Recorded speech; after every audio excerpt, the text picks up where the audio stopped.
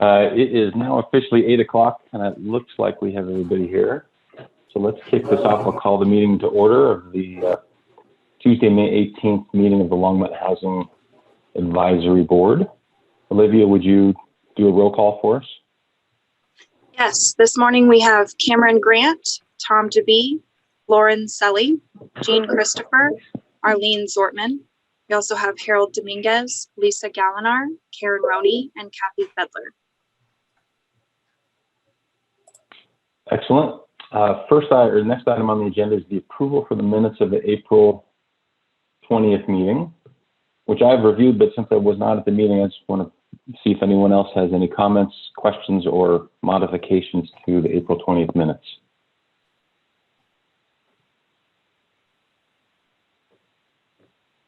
Jean. Yeah, I move to approve them. I second. Motion and a second. All in favor? Thumbs up, say aye. It is approved.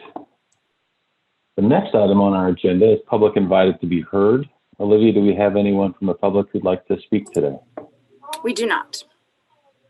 All right, so we will move on to new and old business.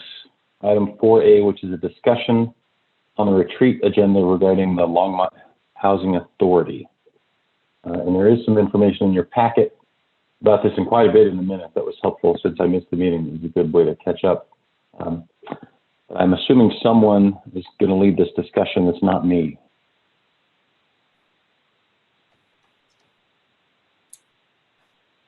Kathy, you want to tag team this?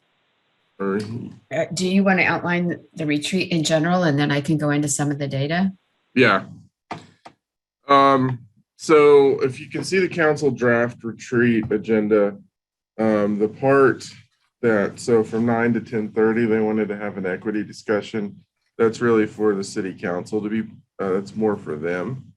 There's still some debate on that particular piece because I think some want to spend more time on this than others. And so we're not sure what's going to happen, but you all don't necessarily need to be there for that piece.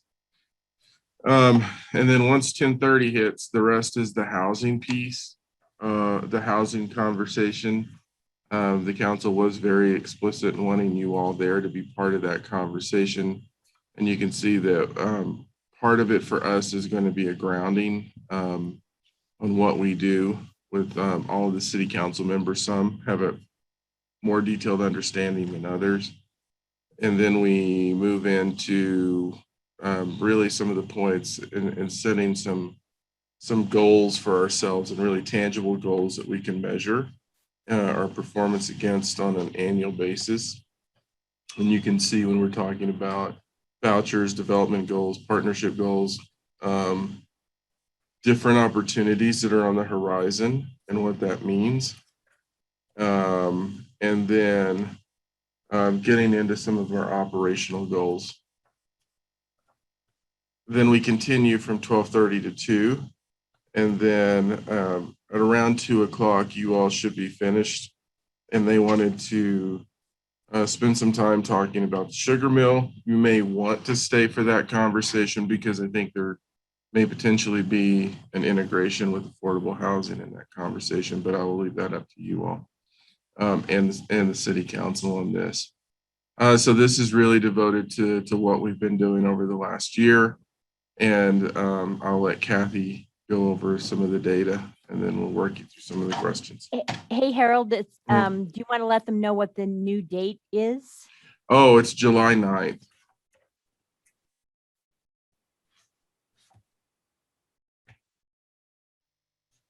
Oh, I thought that was on there. Yeah.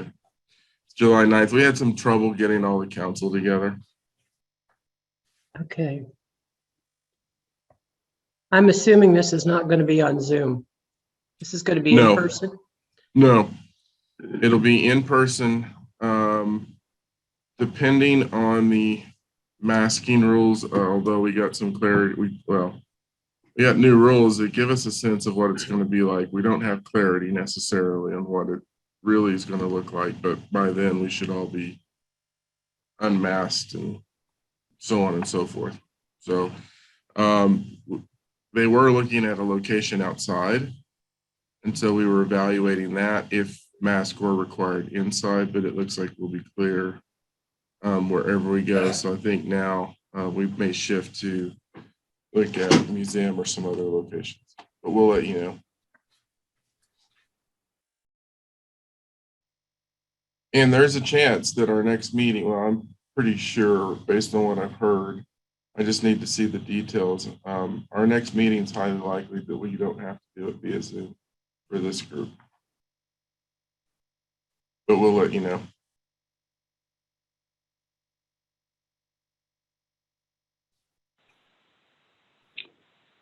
All right, any questions about what Harold reviewed thus far before we go into the data with Kathy?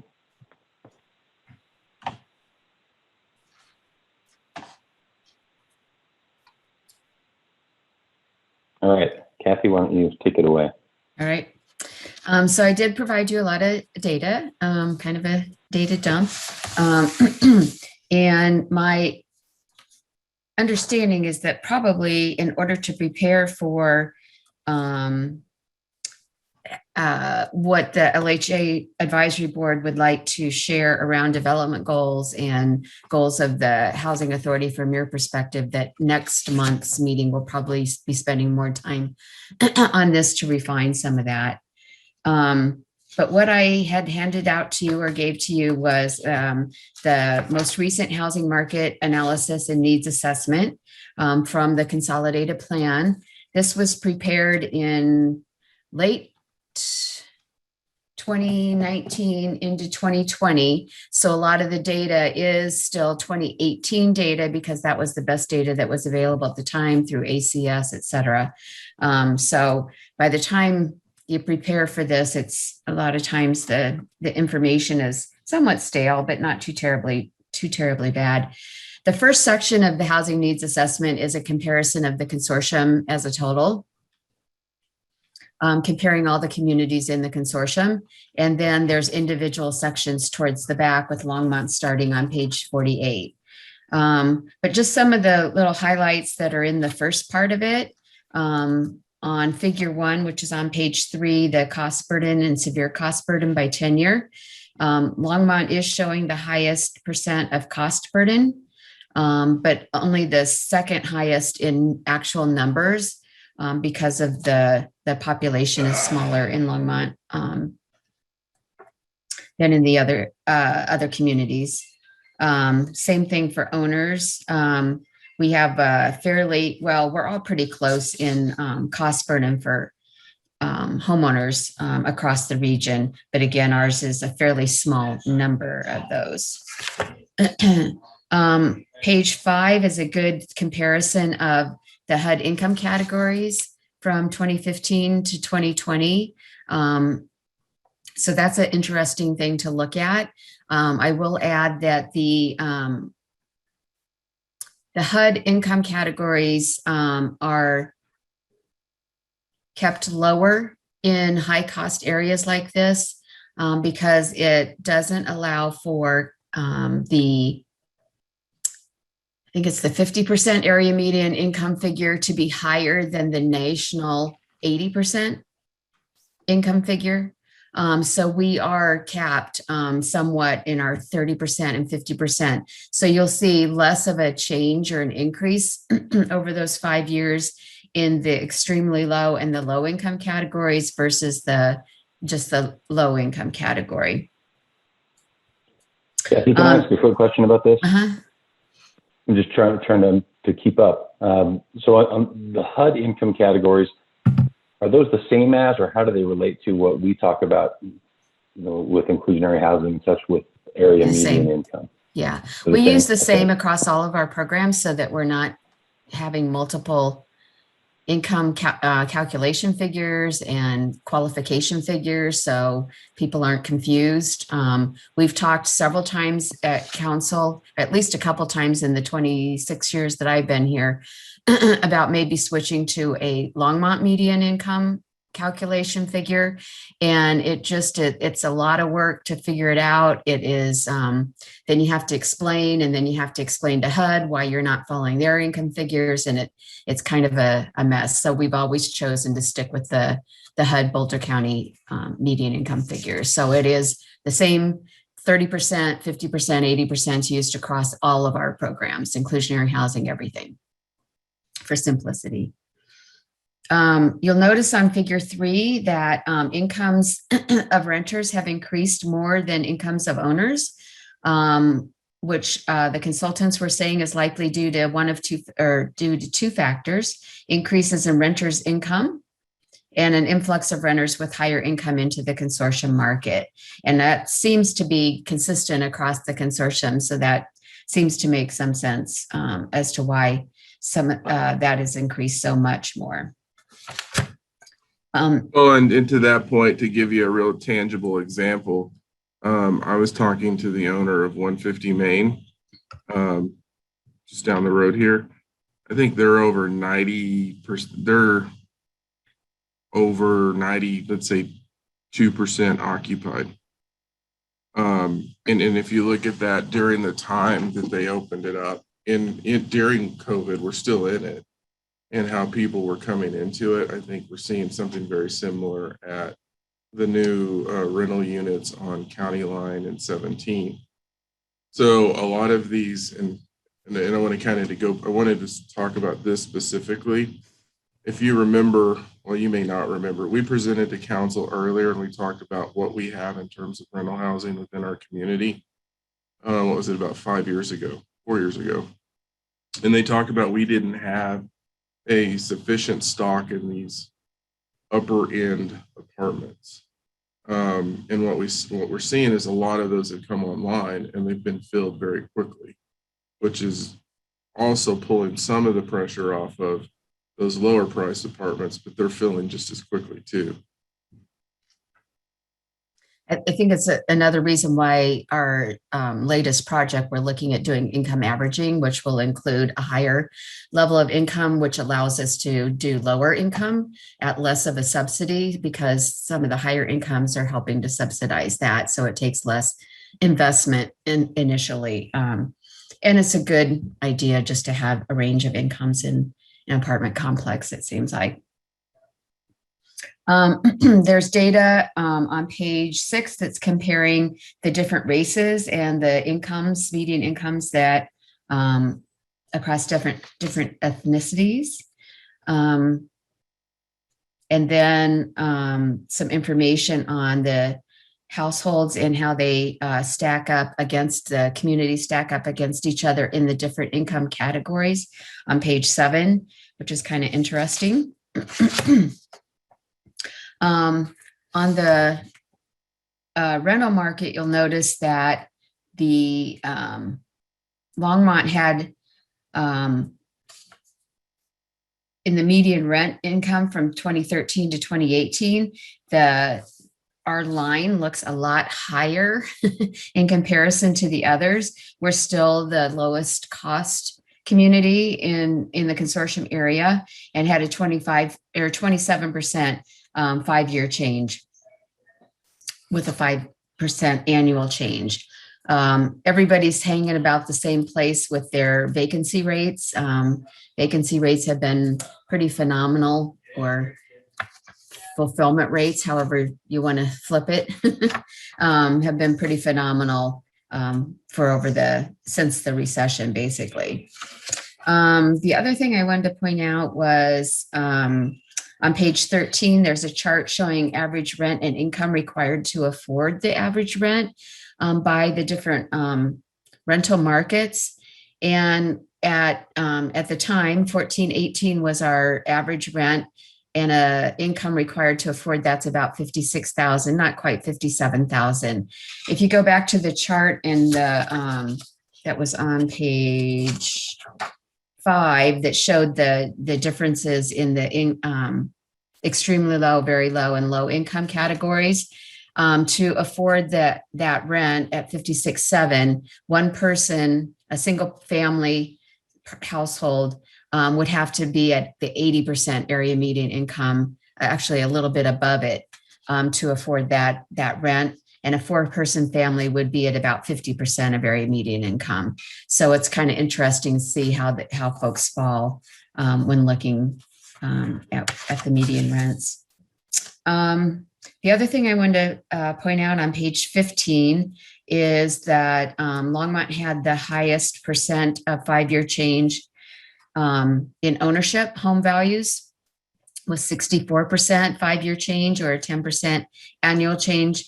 Averaging the 10% annual change is about equal with everyone else, but we had a little bit higher overall 5-year change, but still in the more affordable for the consortium. I also want to point out that this is looking at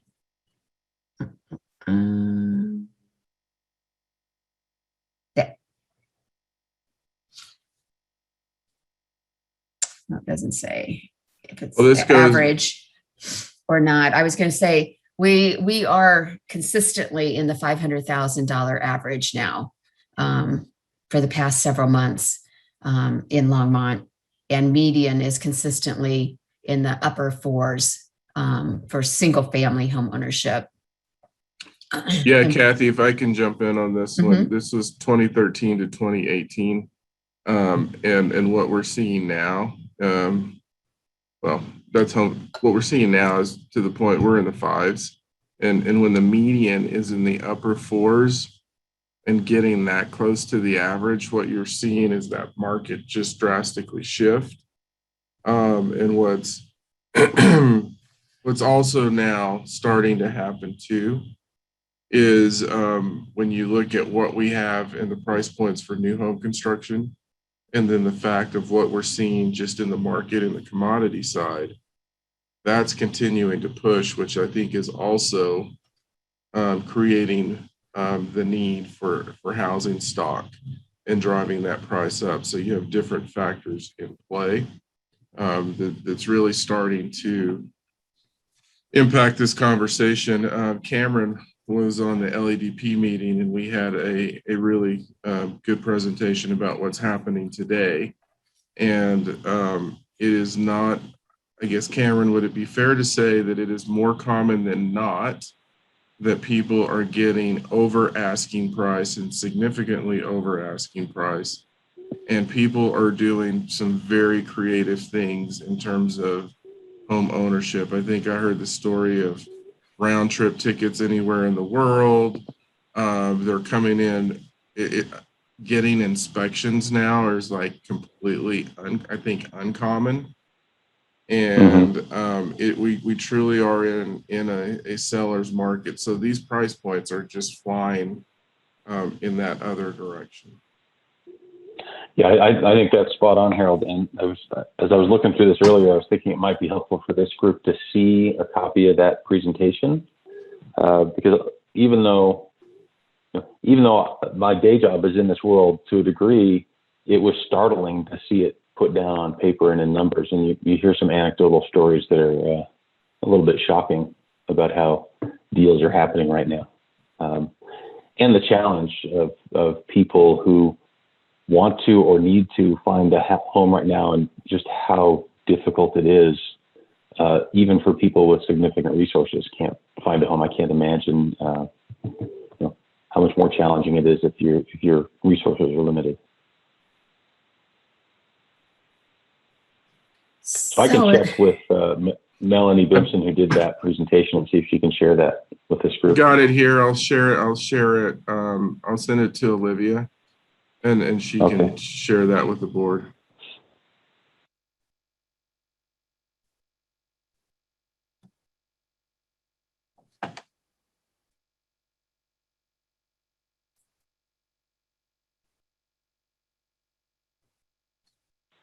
Sorry, Kathy. Any other highlights in this we got to talk about, Kathy? So I was just going to point out on page 17, there's some interesting information about options for buying an affordable home across the region, and the number of units that are available, which are very, very few, as we were just talking about. So in the different price ranges. So, and then, like I said, Longmont data, specific data starts on page 48, I think it is. So that's something to take a look and focus on more closely. So then I did include a chart on all of the affordable deed restricted rental properties in Longmont. It's a fairly big list. There's about 2,100 or so different affordable rentals. Just to highlight some of the items on the chart that are colored in an orangish figure are those that either have gone out of their period of affordability or could go out of their period of affordability in the next several years. So we are likely to have to replace some of those units if they would convert. We have found kind of counterintuitively, I guess, that some of the developments that could go out of affordability have not been doing that, specifically if they were more HUD funded or had larger subsidies originally, that they have not, they've either been renewing on an annual basis for the Section 8 program, or they have syndicated, kind of like we did with Aspen Meadows apartments.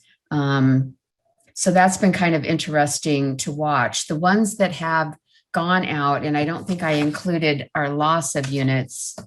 Did I? Yeah, the developments that have gone out of affordability have really been ones that we have locally had funding in or subsidized. So ones that just received fee waivers, they were under the inclusionary housing program, the first one, and received fee waivers. So that was really our only deed restriction hold on them.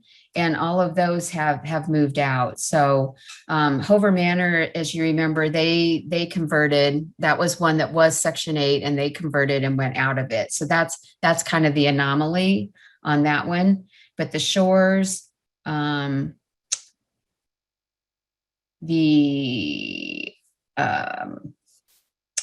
Legacy Apartments, those two were under the inclusionary housing program at the beginning. They had fee waivers. When the fee waiver time period ran out, they opted out. And then the LHA had some scattered site homes that were public housing units that they sold when HUD released those and were allowed to get out. And they used those funds to reinvest in other properties that are affordable. Same thing with the Terry Street Apartments. That became, because of the location, more, the value had increased so much that converting those, selling those, converting them to market or whatever the buyer wanted to do with those, and reinvesting those funds helped them do way more units at an affordable rate. So we've been tracking that as well. There's a page that shows some of the limited special purpose housing developments, like the in-between where you have to be referred in. They're not just open to the market. That's why those are pulled out separately. And some of the shelter beds on those. There's a chart that shows the deed restricted rental units by the different AMIs that they're serving. One that shows the difference of senior versus family and individuals. And then one that shows by ownership, LHA, BCHA, Thistle, and then the private corporations. So, and then there's a chart that's very colorful. We call it the rainbow chart or the spectrum, that kind of puts into perspective all of the different housing developers and affordable housing owners in Longmont, and how they kind of all fit together in a continuum from emergency housing, housing first, sheltering the homeless, through rental housing into homeownership housing. So it kind of shows the whole gamut of how everybody kind of works together and how you can kind of step up from, being homeless all the way up into homeownership if your income continues to increase, and how the different developers are serving different areas of the Longmont community. I think the other thing it really shows is that there is a place for everyone, and everyone's kind of operating in their niche. There's not a lot of duplication of services or butting heads kind of thing, trying to go after the same property or the same income category necessarily, that everyone's kind of swimming in their lane and serving their segment of the population. And most areas of the population between 0 and 80% are being served in one fashion or another in Longmont and throughout Boulder County, really. I don't know if anyone has any questions about that in particular, but I've always found that really interesting kind of a chart.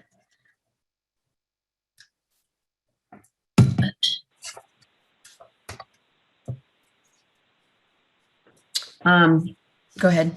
Was there something? I had a quick question. First, I thought that chart was very, very helpful. I had never seen anything presented like that, showing like the spectrum, because it always seemed to me like you were affordable housing or you weren't. It's like there was no step up. So that's really great.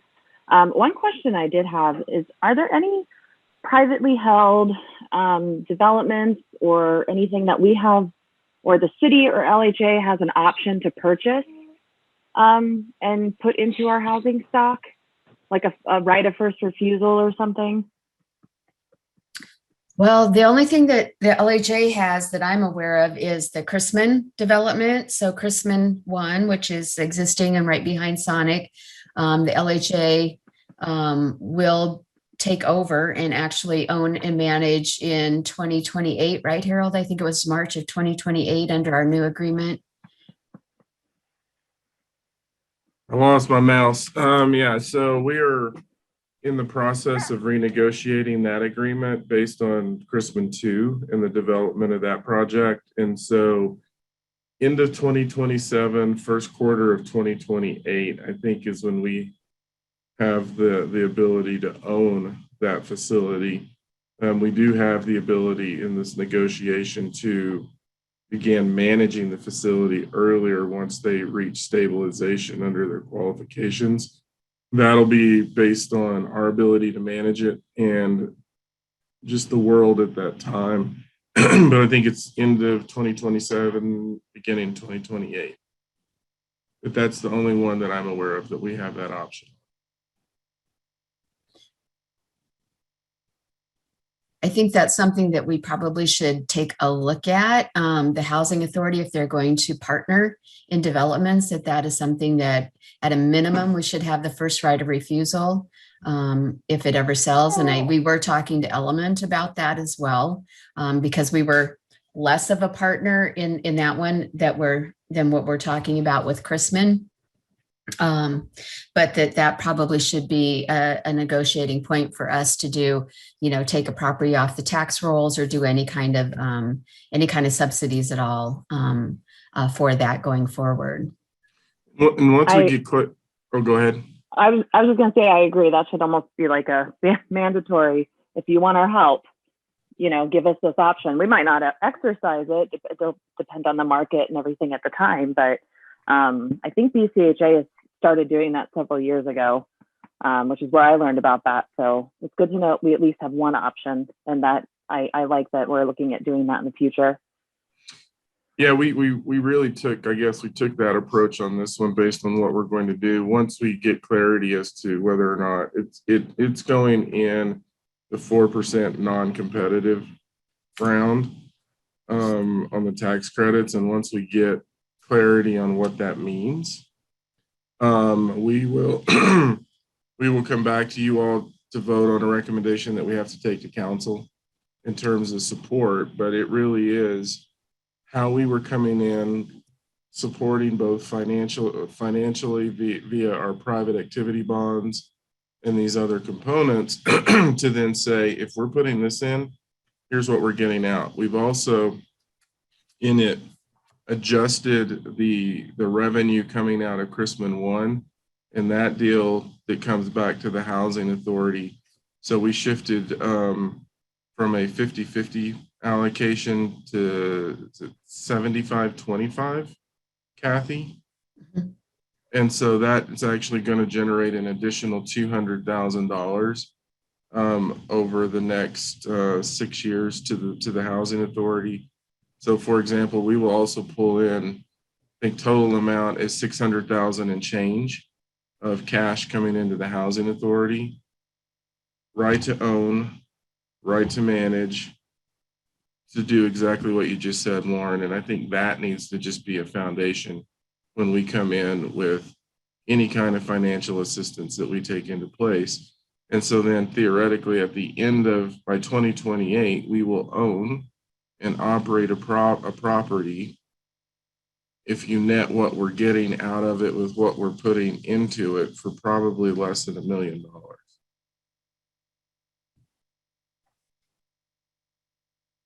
And I'm doing a lot of rounding with the numbers right now. We'll have the details to you. But that's a pretty good deal. I mean, to say in 7 years, you're going to own a property that will have over 100, what, 80? How many units do they have? 83 for Chrisman 2, 114 for Chrisman 1. So for over a 200 unit complex, we will own for less than $1 million, or when you net everything out. That's a pretty good deal, I think. Probably one of the better ones we've ever entered into, I would say. So the other data sets that I included were just a summary of the Section 8 voucher data, or the housing choice vouchers over the years. We're missing a couple of years of data, 2018, 19, and 20. We'll continue to search for that if we can get it and plug it in here. But the graph that shows the comparison of the budget authority to the number of vouchers is pretty telling over this last several years. Some of it is a adjustment if you don't have everything leased up, that your budget gets reduced a bit. So some of it is our own fault. But some of it is definitely a result of the increase in costs and how much more subsidy you're providing per family or per household because of the higher HAP cost that you're paying, the portion that's paid by the voucher. Then there's a chart that shows the different communities that agencies that have vouchers in Longmont. We're still trying to get mental health partners information as well. I think they're about the only other one that has significant vouchers that are probably placed in Longmont. I'll check with DOH as well and see if there's any other agencies that they fund. But as you can see, there is a total of about 880 vouchers that are in Longmont, only about 50% of which are ours. The other half, or really more than half, are Boulder Housing Partner vouchers that the people have moved here, and Boulder County Housing Authority, the same thing. So that was kind of interesting. This has shifted a little bit from the last time we found this information, which was way back in early 2000s, but not a whole lot. The interesting thing I thought was that Boulder Housing Partners has way more vouchers in the consortium area than Boulder County Housing Authority does, which I was kind of surprised. So good for them. What the heck is this? That's good, getting into the aged receivables and everything. So that's the information that I have. I think with the information that Harold's going to have Olivia send out, I also have a chart that has tracked median sales prices and average sales prices from 2000 to current, along with some other data around days on market and forget what the other one is. There's 4 different factors that it charts over a long period of time. So some of that information I may pull together as well for this discussion for council around homeownership. But really for the housing authority has been more focused on rental housing, which might be one of the first points of discussion. The Housing Authority has never gotten into homeownership. It's always been looking at rental, and what you think about that. And I don't know how we want to start having the discussion on goals, et cetera, for this meeting. If it's too much information, you need time to think about it and really hit it at the June meeting, or however you want to go about the rest of the discussion around this topic. I have two questions. That presentation that you guys talked about, Cameron, did anyone bring up, because I don't know what data you guys were using and discussing in that meeting, but I've been hearing a lot about how building materials are skyrocketing. In fact, we need some work done to our house, and the guy actually just told us, like, it's going to cost you 4 times as much, because buying this one piece of wood, which used to be $4, is now $80. Was that part of the discussion with all the new builds that are happening? Because I imagine that's going to trickle down and affect housing prices from developers. Yeah, that was definitely part. Yeah, Harold found it right there. Yeah, that's crazy. So you add that to the market forces and the supply challenges in general, and it's kind of a perfect storm, not in favor of affordable housing right now. Yeah, because this is going to affect us even if we start building. That's unfortunate. And then So I had to change it to unmute. So this is the lumber market and what we're seeing. I will tell you, we have a couple of construction projects that we're looking at that also looks at the steel market, steel, copper, everything that goes into the construction of any kind of project. To give you a sense of what we did, what is creating some of the need for assistance on Christmas is I think we put Kathy, they put in that an escalation of close to $750,000 for contract pricing. I'm looking at building, we're looking at building 2 fire stations. I had a meeting late last week. They said $2 million over budget. To put it into perspective, early to mid last year, we were about 200,000 over budget when the escalation started.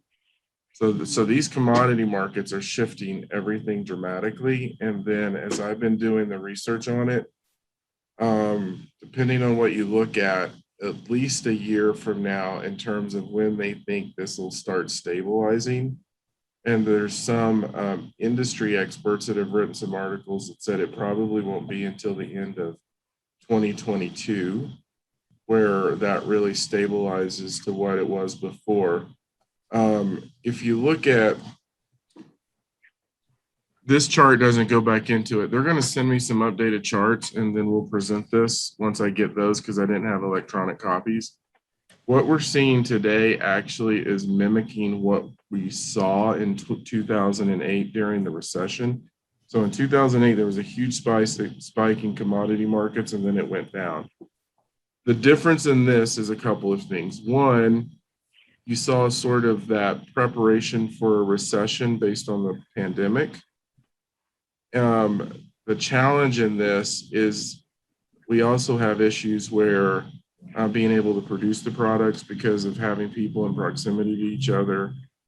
So everything from literally cutting the trees to processing the trees to building the metal is now also impacted by some of the rules that exist in some of the other countries and other states. They're hoping there may be some more domestic production coming in to help offset that a little bit.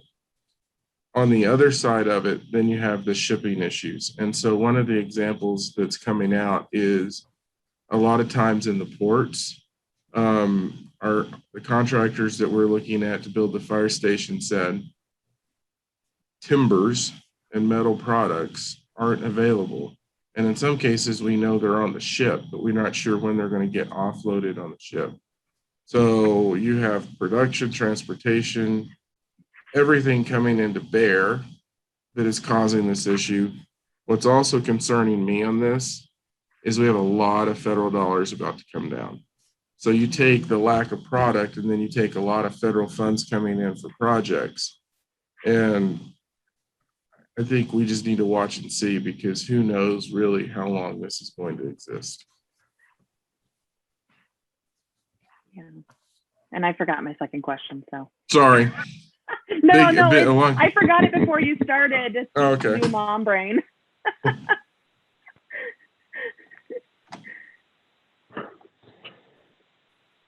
Polly? Even get to claim a senior moment there. So I do think, Kathy, you bring up a very good point, because ultimately the only way that we can that most people can actually get out of having to be renters, which will keep you poor forever, is home ownership. And I do think that we need to get into home ownership, working with, say, Habitat or other groups like that, and developers who do this specifically. Home ownership has been, fundamental to everything since the founding of this country. So I do think we need to be talking about that. I remembered. Thank you, Polly, because you jogged my memory. I was going to mention that, BCHA is in the entitlements phase of a new development out in Lafayette. And they are looking at getting into the home ownership realm as well. And I was talking to one of the staff members the other day, and I asked how, what are they looking at doing? And they said they haven't, gotten too deep into it, but definitely looking at like a thistle type deed restriction with a land lease, and then also selling to developers who would then deed restrict, kind of like the city of Boulder has, and then they would just manage the program. So, I'm definitely interested in hearing more about that. And I think that is the direction we should go. But I also recognize it's totally new for LHA, and I don't know if it would be done by the city or done by LHA, what makes the most sense. But yeah, I definitely think we should increase, like Polly said, increase the stock of affordable housing for home ownership. Because yeah, renting is just giving your money away to make someone else rich, usually. Go ahead, Polly. Another model is what the City of London does, and also to an extent the City of Boulder has done, and numerous other cities, whereby the city builds the land and then people in their rent are buying it back from them. That used to be called rent to own, but it didn't work too well. But that's a way that people can get into it, even though they don't technically have the down payment or all that stuff. We don't want to get into a situation, which is what caused the giant meltdown in 2008, in which all kinds of people are being urged to buy a house that they can't then afford to actually buy because their income isn't sufficient to maintain it. But when you do a rent to own thing, you're buying it back over time with your rent, unlike regular rent where you're just buying the house for the other guy. So, okay, thank you. Jean? Yeah, I am totally in agreement with moving into the home ownership market, especially in helping people who are in affordable housing now move forward. For several years, and I think Kathy, you're familiar with this, and Polly, in the neighborhood, there was the RISE program, specifically designed to teach families how to manage their money, and it was a whole umbrella of information to help them get their lives together and move forward. There were initially 9 families involved in that. 2 of them bought their own homes and moved out. And I would like to see not only our effort financially in building, but also that supportive system that helps people understand what it takes to do this, because a lot of them never got exposed to. So this would be our opportunity to do that, to add the soft service along with the hardware. So just throwing this out as a devil's advocate kind of thing, might it make more sense for the LHA to focus on that aspect of it and getting some of our higher income renters ready to move into homeownership? Because I know that I remember Michael saying at one point that people really had to be shown that they could make that next step, because they had risen up through the ranks till they had almost no HAP whatsoever, and it was almost all tenant paid, and to be shown that they could afford a mortgage with Habitat or whatever, and that it was a good conduit if we had that pipeline going, that folks could go into a Habitat home and then maybe eventually into a market home, or there may be, it's fairly unlikely, but maybe we could start to get a pipeline ready for inclusionary housing homes, the Blue Vista homes that are, affordable at really 70% of area median income is what they're targeting right now.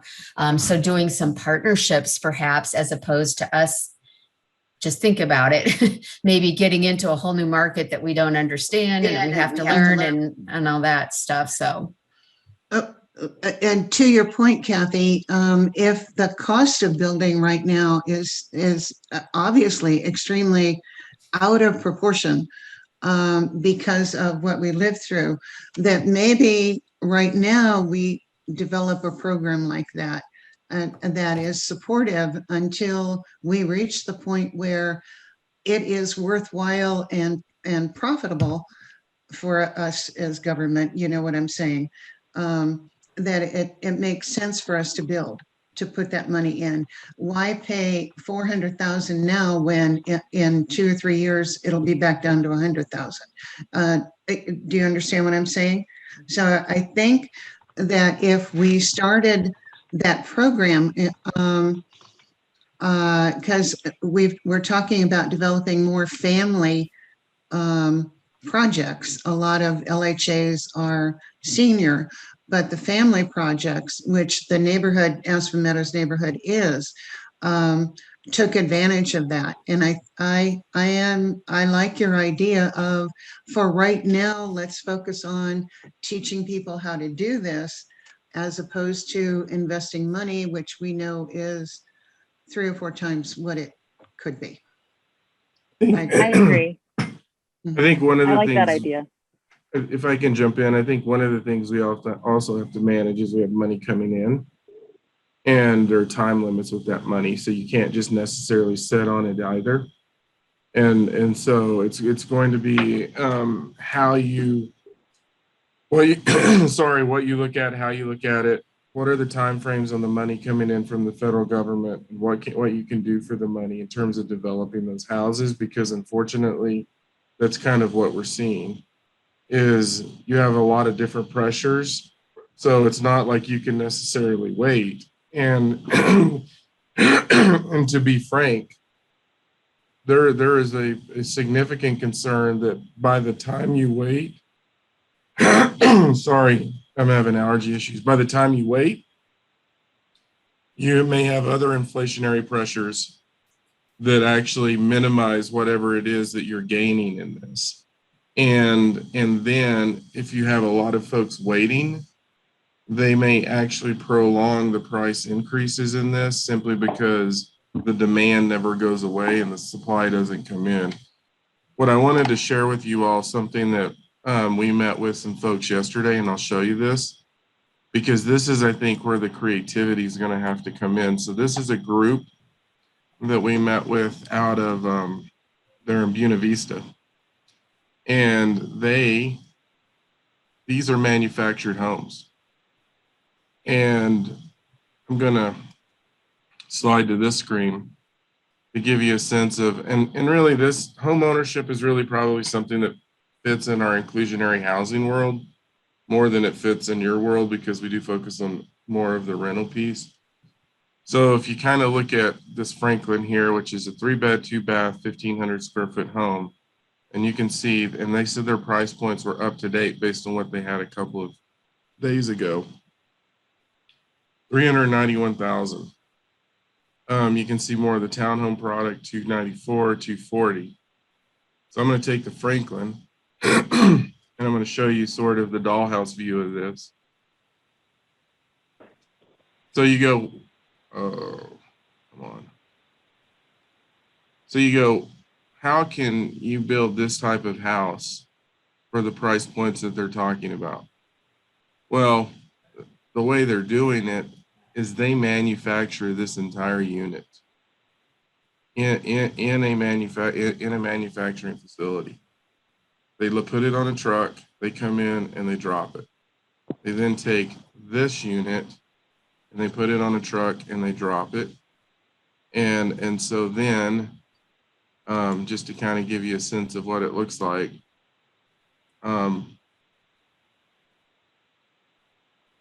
this is all built out. And this is really a new product that, if you look at it, is similar to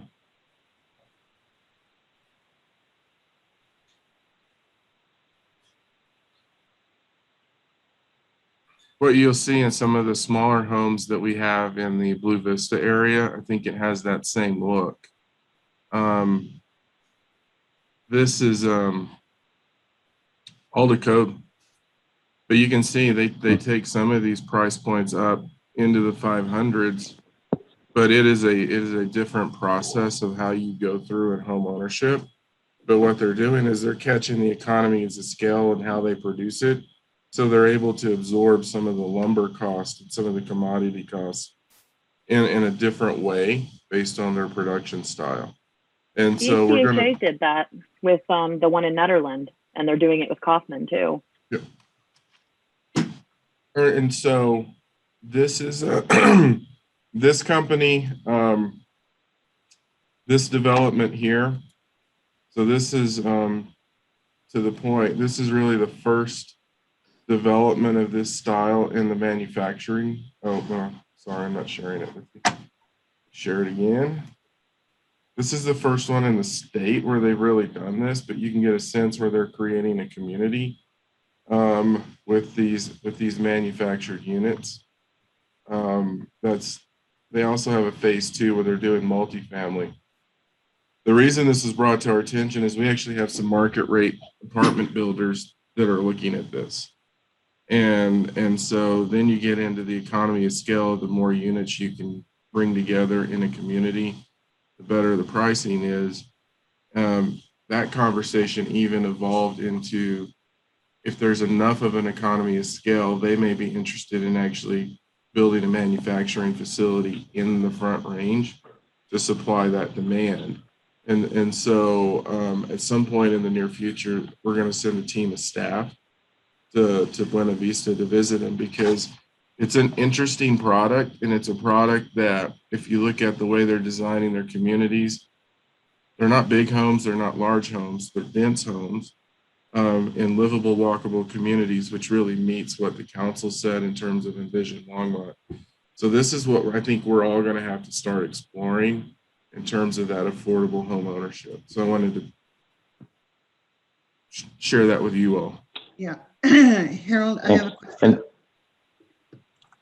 You mentioned that, with the money that the city's been given to facilitate the building, there's a time frame. What is that particular time frame? Remember what it is, Kathy? The 2024? Is it something? Yeah, something like Is it that. 3 years. Mhm. 3 years. Yeah, 3 years. Okay.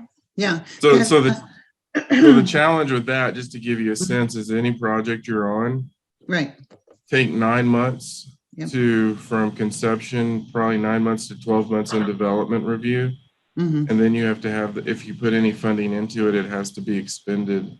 And so then you take 12, let's say 24 months for its construction. Mhm. You almost have to start on that now. And then what we're thinking about is how you negotiate the contracts on the commodities so Right. that if it goes down, you take advantage of that. Yeah. So the LHA and the city both are lucky in that we have land, at least, that could be ready to go pretty quickly. It's not like we have to go out and find some parcels. We've got several different options on that if we're doing, full build. Or the other option is to do some purchase and rehab kind of thing, which will probably take us long. Arlene, you had your hand up earlier. Do you want to go ahead?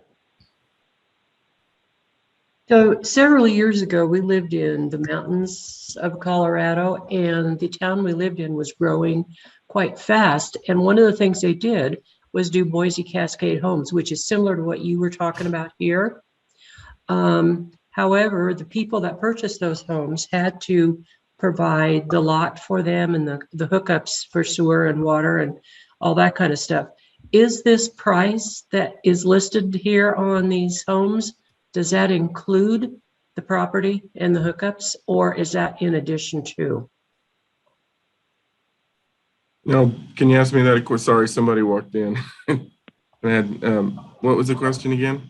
The question is, the price that is listed on these homes, does that include the lot and the hookups to sewer and water and everything like that? Or is that Yes. something they're gonna, okay.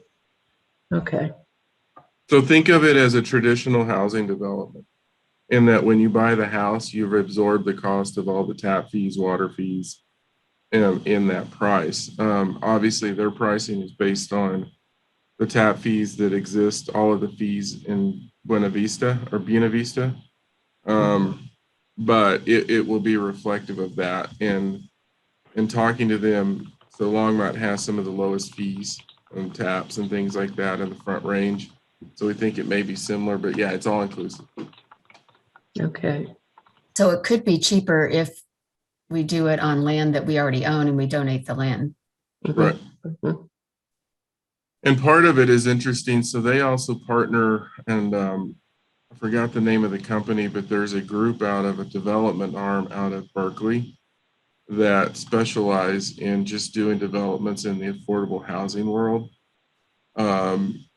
They were really interested in the property that we own adjacent to the lodge in Hearthstone.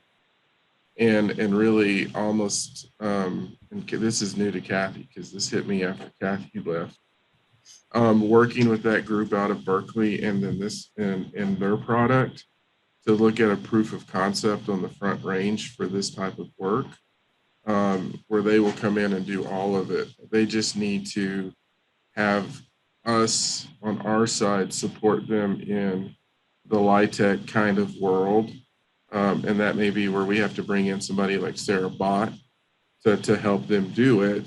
But they would literally be the developer, and it would be very similar to the Chrisman development, but with a different product style. And because their model is built on affordability. So if they even said to us, if you had an affordable project go into their production line and a market rate project go into their production line, they put the affordable ahead of the market rate because of what they're trying to do to solve this broader market issue. So I tell you this, and as I've been thinking about this and in this conversation, we're going to need to explore it because I think this is what we're going to have to talk about with both the council and you all, of how we're going to have to start thinking about this in a very non-traditional way that gives you a very traditional housing structure that is not any different. And then look at mixed income as we're doing this too, because you don't want to consolidate it all in one location either. Polly? Yeah. Gina, if you want to follow up on Harold's Yeah. point, and then we'll go to Polly. Yeah, I like all the points that you're making, Harold and Kathy. I I don't see why we couldn't do both in terms of if we're going to go into home ownership. Well, we are developing, and I understand we need to get going quickly. That's what you're saying, if I'm hearing you correctly, Harold. In those months, we can be working with people to teach them how it's possible and how they can do that. And so we need to have both going so that when the house is ready, the people are also ready. I don't see any reason not to do both, except, of course, the cost. At least that. Well, that Sorry, and go ahead. staff capacity, that's the other issue that I have to manage too, is staff capacity in that conversation. But we could find somebody we could contract with too. So those are things we'll put on our list, and we'll try to flesh it out between the July 9th. Now, Paula, you go ahead. Harold, I am glad you brought up the Buena Vista thing, because that's been going on for a while. And I really do think that that's a terrific model, is manufactured homes. And they've done, I thought that they originally they couldn't find any manufactured home producer except in Nebraska, but apparently they have something else. Anyway, I would love to see that come to Longmont.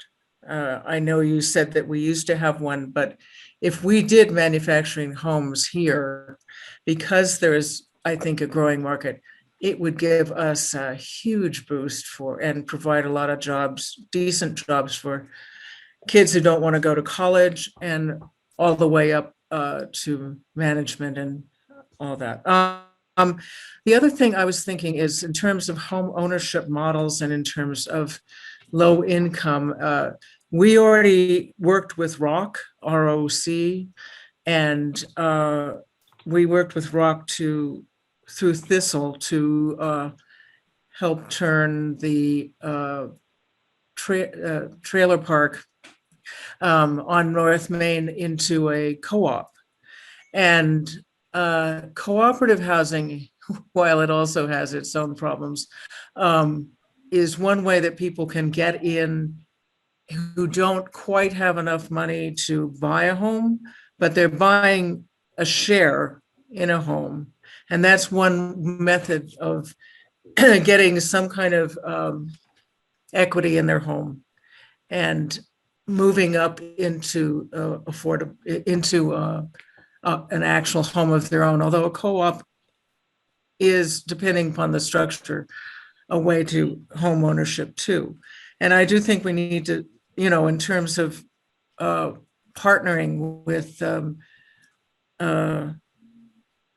developers who actually do this for a living, we do need to be partnering with those developers you mentioned, as well as places like ROC, who will serve as that bridge to, they will essentially front some money, teach people about cooperative home ownership, and then people are gradually buying it back and getting a share that they can sell, and working their way into having some equity in their lives and building wealth for their family.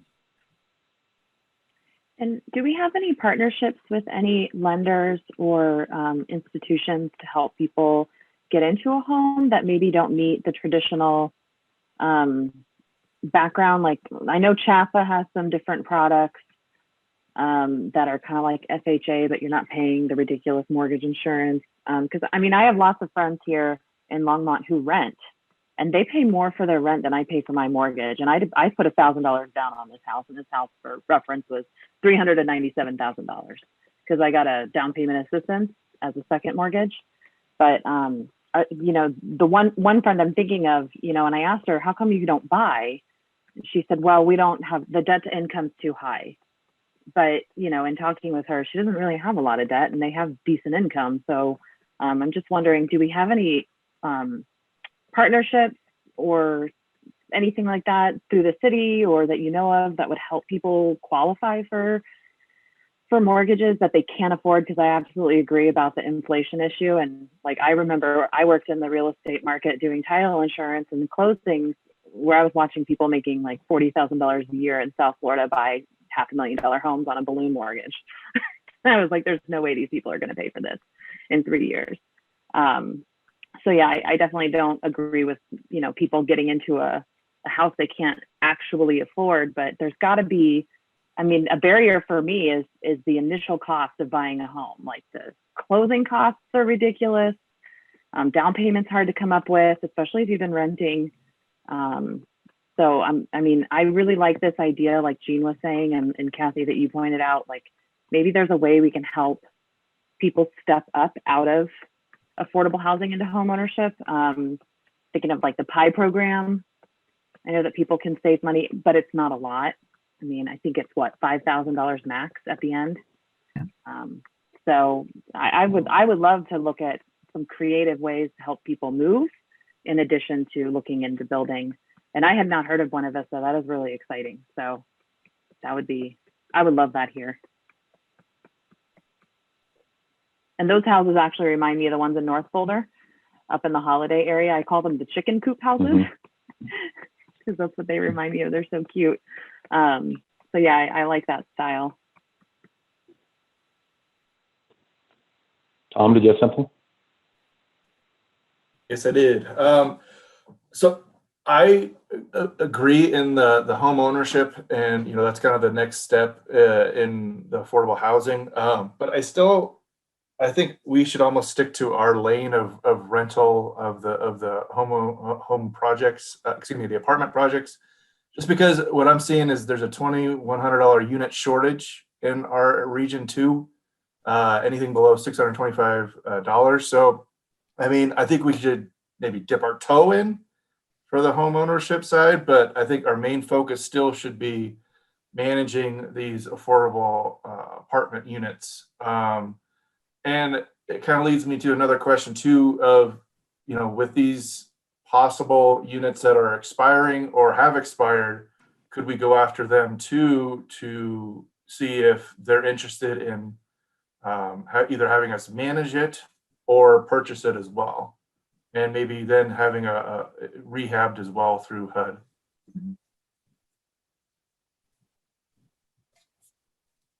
Yeah, I was kind of in a similar reaction. We've seen a lot of data that identified some of the gaps, and we've talked about some, you know, techniques to solve some of the problems. But the challenge for us, kind of, what's our role in all of this? More than just philosophizing about the challenges of affordable housing, what can we really impact? So I tend to agree with Tom that a large portion, or maybe the largest portion of our energy and funds ought to go to what we're really good at. But I don't want to leave out the other pieces, because I think we can dip our toe in that water. You take 10 or 15% of our focus and put it on helping educate families and individuals to and connect them with opportunities to transition out of the situation they're in to whatever the next tier looks like. But stepping back, you know, what I'm trying to figure out is how between now and say our next meeting and then July, do we distill this down to something that can be helpful to council and in their role as the LHA and council to move this problem forward? What's our path?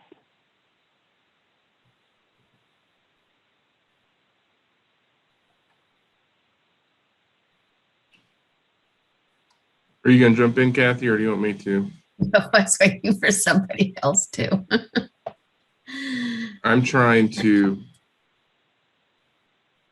So a couple of points where I think, at least on our side, where this conversation starts blending a little bit more for me and Kathy and Karen is we're sitting in, so there's this thing for us where we're sitting in both slots, or actually all three slots. So when you look at what we do from in our community and neighborhood services and housing retention and those types of programs, that really gets to the programmatic piece, but that's a city piece.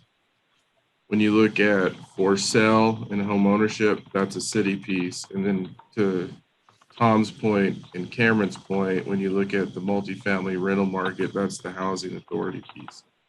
So generally, for us as individuals, we're in all three slots, but it's which hat are we wearing and where.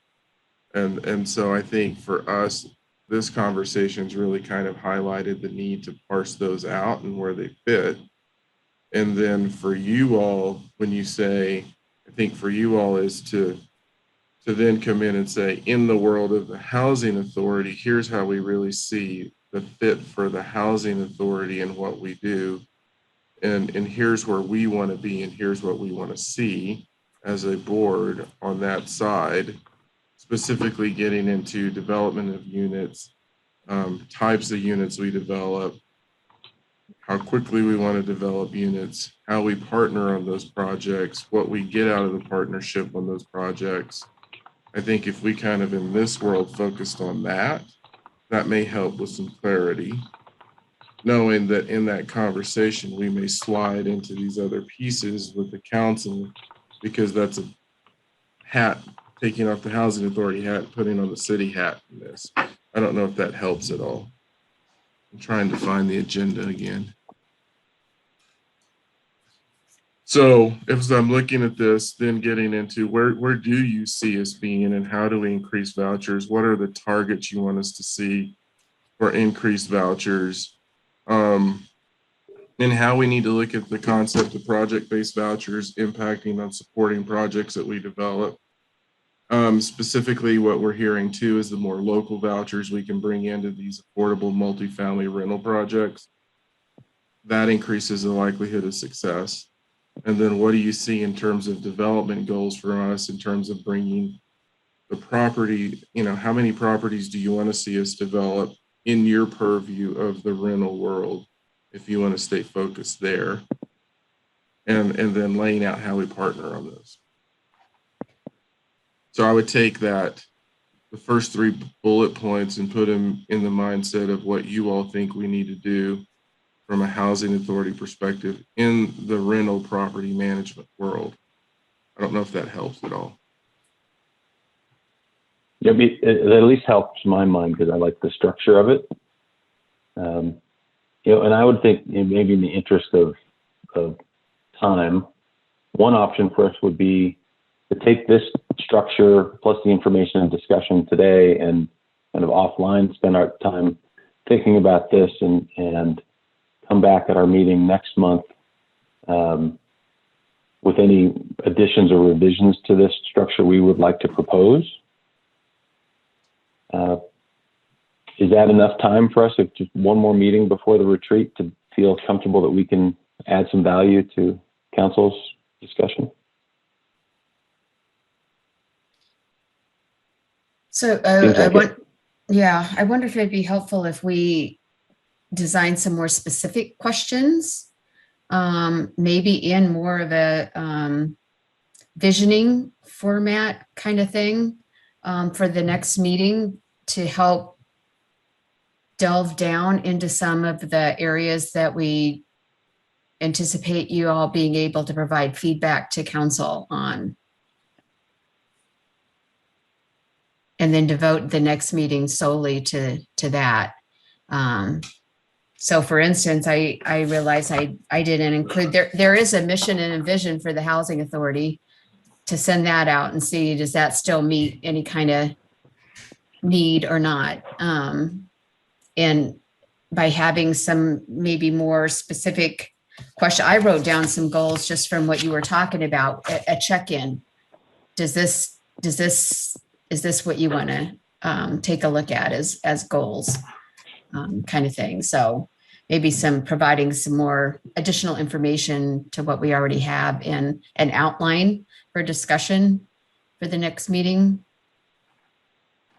Yeah, I like that. And I'm glad you brought up the mission. When we were discussing this, I pulled that up and was staring at it as we went through these ideas. And it's helpful to have as a reference point. Basically, everything we've talked about can fit within our vision. The trick is that next step of, okay, all these things are on the menu, but we can only have one meal this year. So what are we going to pick and choose and put on the plate and focus on? So that to me is what we need to try to zero in on in the next month, and then start that discussion with council on the 9th. And I think for us, we need those specifics, because we see the vision and here's where we are, and we're just seeing opportunities and moving them, but we're not sure. And we think it's in alignment with where we need to be. And at least we're hearing on Christmas and things, we're getting a head nod. But I think we do need that. We need to get into that next level in those specifics. So we have some policy guidance, so that as we're doing this, we're not necessarily guessing, but we know, hey, this clearly fits in with what the guidance is, and we can pull the trigger. And I think that's the clarity from an operational perspective that we're going to need to get out of this. So we're not making potential judgment calls that may or may not fit in with what you all want to see or what the board wants to see. Should we kind of put together almost like a timeline like you guys did for the merging of LHA and the city, and look at, okay, here are the immediate needs in the rental area, like Tom mentioned. Let's increase our rental stock as quickly as we can using all of these federal dollars and opportunities like the Cruisman 1 and 2. And let's see how we can reach a goal there first, with a 5 to 10 year goal of having a, home ownership to own projects. Because really, if we're developing apartments, there's an opportunity to develop also home ownership units within that same community, and having that nice mixed community where you don't just have all renters, and even having some market rate home ownership in that same area. So it's very diversified, might attract some different investor situations as well, and have that be a future goal. And then also go along with trying to come up with a program, if that is part of our vision, after reviewing all of this mission statement and vision statement. Do we want to look at not just providing homes for people, but information and coming alongside people to help them step into home ownership? And also, is it possible, if we do look at home ownership in the future, to prioritize people who are in our programs already over people who are not? If that's our goal, is to help people get there. I don't know if that wades into some equity questions. We'd have to look at that, but that might be something we could do, where they get like an extra point, if they're in the program and we're helping them step up or something. But making that timeline of like, here's our immediate need, here's what we could be working on in the midterm, and then future goals. Maybe that might be more of a concrete, easier way to look at it. Because I agree, like, we can have all these ideas up here and that's great, but we need to focus on what we need now. I don't know, because Harold, I really liked your timeline that you made for us, and I know it changes, so Okay. but it might be something good to present to the board if they're looking for that.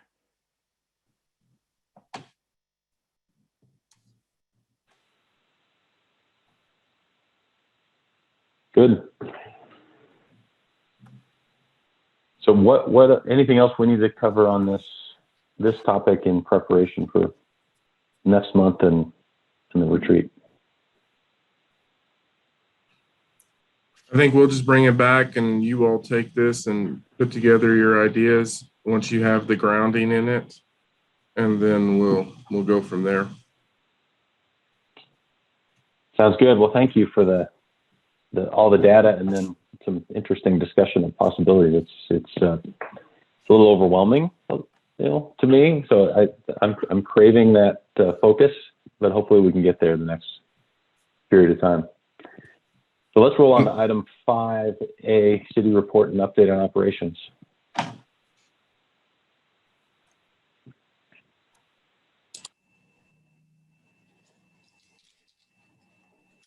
So I will go first, and then I'll have Lisa jump in on the vacancy reports. So we haven't made much progress this month, basically because we're getting prepped for the LHA audit, which is in-house this week. We did get the lodges voucher paid in May, so that'll come off the ledger. The reason probably for the increase is the Hearthstone's April. That was a huge increase going back to January to get the new contracted rent. The original budget that HUD approved didn't have the replacement reserves in it. So we had to have 2 different periods of contracted rent, which caused the threshold to go over on HUD's side. And it's just trying to explain that it's legit. We just need to get it paid. HUD has required that we begin submitting financials to them as well. Those were the 2 properties that we actually didn't have to submit reports to, but they are going to be requiring that on a monthly basis, and that starts next month. We do also have some deadlines from our MOR audit that we've asked to be extended till the end of the year, because with they want 100% file review of all the Hearthstone and Lodge units to make sure everything is compliant in the files, as well as getting our AR in balance. So we have said we will take on because with the property management in place,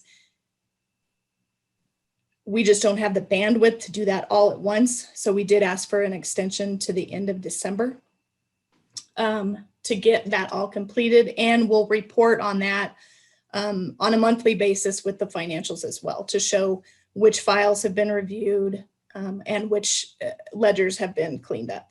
It's a little complicated to clean up the ledgers on a Hearthstone on 202 properties because the system is pretty automatic. So if you make one change, it could affect another. So we have to be really diligent and careful as we move forward with those. Do we have any questions on the AR aging?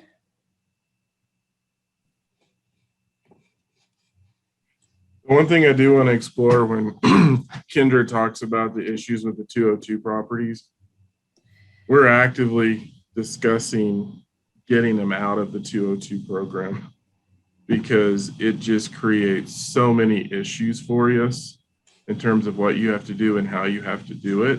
And it just doesn't work like any of the other properties. And we're not sure what value, am I saying that appropriately? The value that we're getting out of being in a 202 program. We're not sure why that happened, but it almost creates, we can accomplish the same thing and do the same thing and not be in the HUD program. That's where we think we need to be.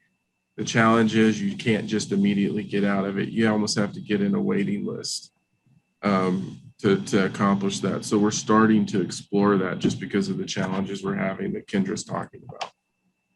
Okay, Harold, I can understand you wanting to explore the options, but getting out of it, the biggest benefit of having 202 is the huge amount of rent subsidy, and the very extremely low can afford that. So while we can look at options, how can we still keep that availability? And that's right. That's where HUD comes in. But we got a consequence of not being there. That's what I'm looking at. So transferring them from a 202 to it's kind of a RAD program. It's a subsidy program. You actually transfer at the same contracted rent as you are today. So it's similar to, and the subsidies would be the same. They would still be paying 30% of their income. That would never change. We would still have the contracted rent. What you kind of get rid of is all of the HUD obligations that are required, which is submitting the budget, getting it approved, making sure you have, and so we would still have to do that. I mean, we'd still have to do that on the LHA side, but it's just, there's so many fine-tooth details on a HUD 202 property that you have to follow. Yeah, Kendra, I appreciate you keeping that politically correct. Basically, it's bureaucracy weighing it down. The requirements are so detailed. And there's Yeah. so many of them. It's bureaucracy that weighs it down. And it costs us money because it costs us time and staff. Yeah. So, yeah. So the other program you mentioned rep program, the option that we would go to would still keep that 30%. That's awesome. So, Yeah. Yeah. okay, I'll get off my soapbox. Oh, no, you can. No, it's a good all question. good. It's a good question. Yeah. Yeah. Okay. So that's kind of where we stand. We are making progress. A lot of the property managers are looking at their ledgers and they're sending me details monthly to get corrections. A lot of it's just a flip flop from HUD subsidy to rent is what occurring. So there's not really like we've underreported revenue. It's just we've reported it on the wrong side, kind of in a sense. And I didn't know if we wanted to go into the budget comparison or if you want to tackle the vacancy first, Lisa. I can go through the vacancy. The report provided showed 30 vacant units. We're actually now down to 26. And out of those 26, 14 of them are also rented. So we're making some huge progress on getting these leased up. The only thing that's been standing in the way is the Aspen Meadows it's kind of hard to rent right now with all the construction going on for both the neighborhood and the senior, because people don't want to come in with the parking lot torn up or contract trucks all around. So we are seeing a slowdown there, but she has been able to rent a few of those. The Spring Creek, Heartstone Lodge, and Fall River are completely full right now. And the Suites has 10 vacants, but 7 of those are pre-leased. So making some progress. Hey Lisa, yeah. Hey Lisa, how many of the 10 are associated with MHP? 8. Okay. I wanted to So make that point because when we talk about vacancies at the suites, we control some and MHP controls some. And typically where we're seeing the vacancies sit is on the MHP side. What is that contract like anyway with MHP? Are we required to give them those 10 units or okay? Or 50%? Is it a contract directly with MHP or is it with HUD? How is that? Yeah. Department of Housing. Department of Housing. Okay. State. Yeah. So they have 40 units. Yeah. Okay. All right. So we can't get out of that if we're seeing that they're just not renting them. It's a conversation that we're having, and which is why I wanted to make the point when we look at vacancies, there's things we can control and things we can't control. This is a conversation that Karen's having with other jurisdictions because they're seeing similar issues. And the issue is that MHP is the only, Karen, what are they called? They're the only authorized voucher administrator for the Division of Housing for Boulder County. And so to Harold's point, there certainly has been advocacy throughout the county of having DOH open up that process for other administrators to apply rather than just having one entity being able to serve that role. So where is it? Go ahead. Go ahead. I think the other thing, just to let you know. And I see, value to them having those units, but I also want them to use the units because it's also taking a spot away from somebody else that could be using that unit like long term. It is, and I think we talked about this before. Is that we are? I would imagine, Tom, it's going to be this week, first part of next week. Is that we will be submitting to the Division of Housing an alternative tenant selection plan that again lets us, for those MHP vouchers, lets us draw from 3 different sources of applicants to be able to fill the units that MHP manages on in a better, more efficient and faster way. So we are working it, and because it doesn't matter who manages those vouchers, it absolutely affects the bottom line for the LHA for sure. Yeah, and it just seems like it's an ongoing problem. That's kind of what we're talking about, is MHP's always having these vacancies that are outstanding. Yeah, and to our point, that costs us money and creates financial issues for us, to the point where Karen's really been leading the charge. She's brought me in on one conversation where basically said, you're killing us and this needs a change, which is why they're submitting that other proposal.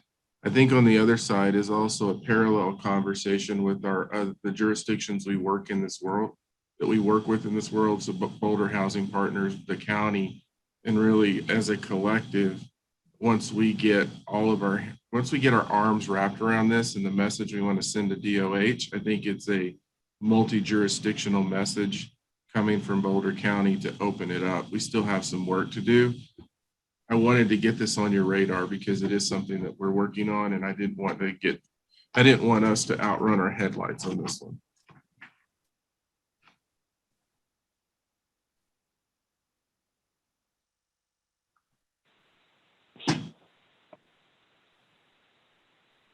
All right, where else are we on the city report?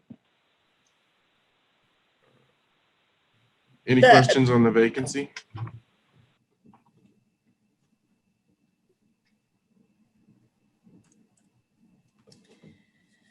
So I will move into, so I know last meeting you asked, can we see the budgets? I do have the property budgets ready to go. Next month, I could definitely have the LHA and all the other properties ready. So I wanted to at least present those to you today.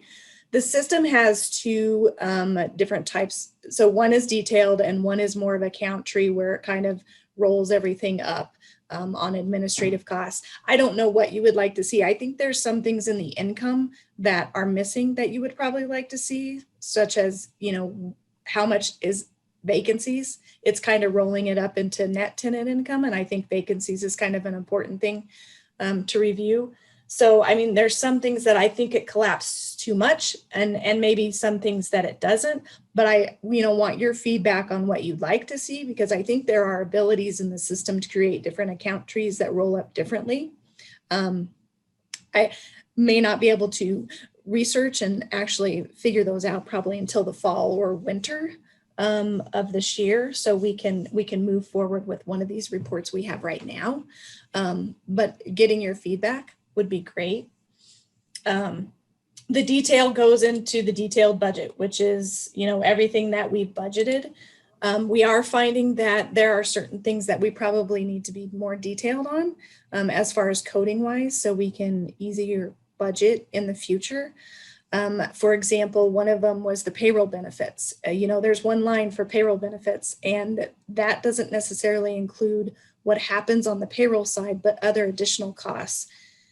Such as workman's comp and life, STD, all that. That's a separate cost that you need to budget for and is not rolled into the payroll. So we're starting to separate those out and separate those things that can be more defined, so that when we do go to budget in 2022, it'll be a little simpler for us. Along with getting the kind of analysis on, when it hits. Right now, a lot of things are distributed evenly across the board, but that's not how things hit.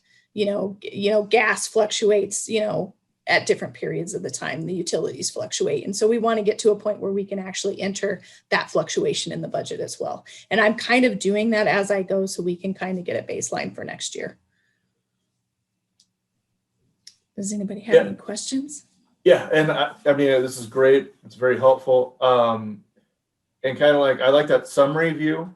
And if we could break out that net tenant income, like you said, I was kind of on the same agreement of that. And then all the other expenses, I mean, if we did have questions, we could just ask those, and then you could provide the detail if need be at that basis. One thing that would be helpful is if we had a percentage of budget that was used. So then we could kind of compare how far along we are in the year to the total budget as well. Right. If that could be added. And it does. So there is the option on this to do what's called, right now I just did the actual versus budget, but you can do a tool that's called the variance.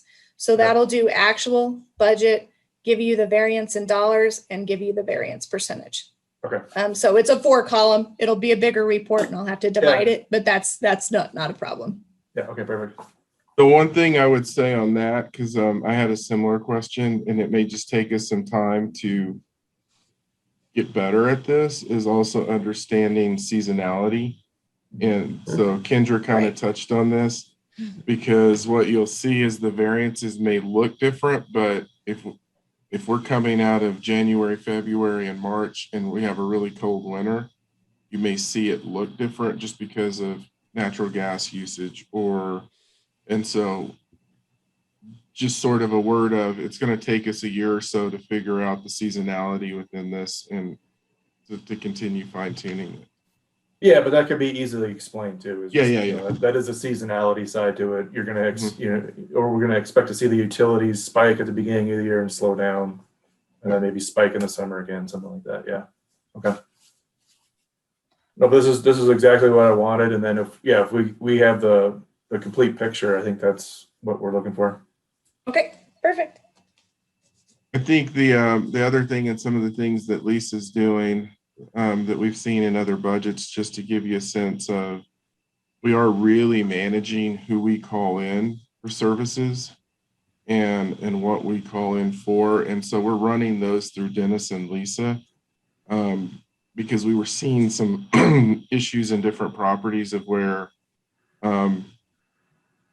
we were just calling people to come in and fix it versus having our maintenance folks try to look at it. And so we're trying to get some cost containment there, because as we look in the past, I was seeing some outliers in past budgets of, well, why were we here?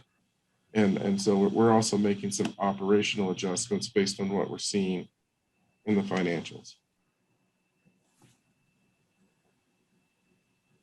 So I have a question, and I agree with Tom that I think we need to see the percentages, because that gives us a better idea of where we're at.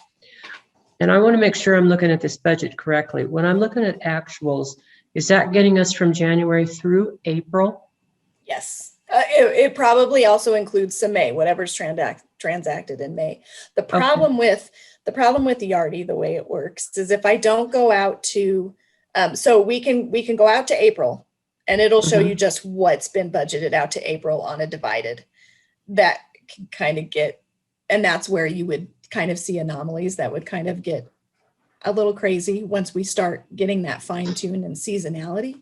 So obviously we can do that. So if I do this range from January to April, it'll include just the budgets divided evenly to April, along with the actual. So I can do that. I went out for the full year so you can see the entire budget.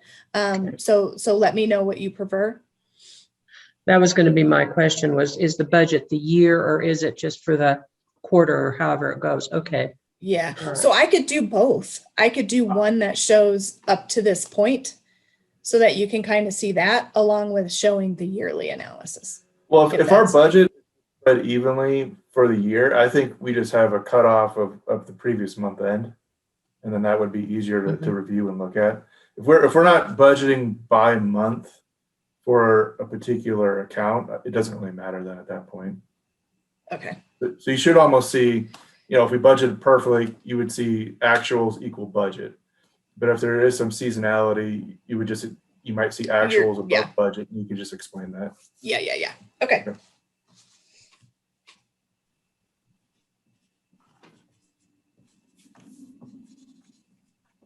So then, I mean, then do we still need then the variance and the percentage if it's going to be like you're expecting the actual to equal the budget? I'll leave that to some of you guys if you guys want to. Well, it depends on if you like that visual appearance. Yeah, I would say not yes. Have to do the math for you. I would say yes because of that. Okay. So, Kendra, why is there nothing budgeted for expenses under the lodge? Is that just something weird happened in Yardi, or? Well, are you looking at financing expenses? I am looking at whatever all expenses under the lodge budget. On the roll-up one, there's zeros. Those are on the I see zeros on the financing. Oh, no. Okay. All right, let me check that out. I see what you're seeing. That's a computer glitch because I've seen one where it has it all lined out. I don't know what it did. And then the Aspen Meadow Senior Apartments, we had like 2,300 budgeted for tenant services and 35,000 in expenses. Do you know what that difference is? That's probably the relocation. That is the relocation costs that are coming through for the MSA construction project.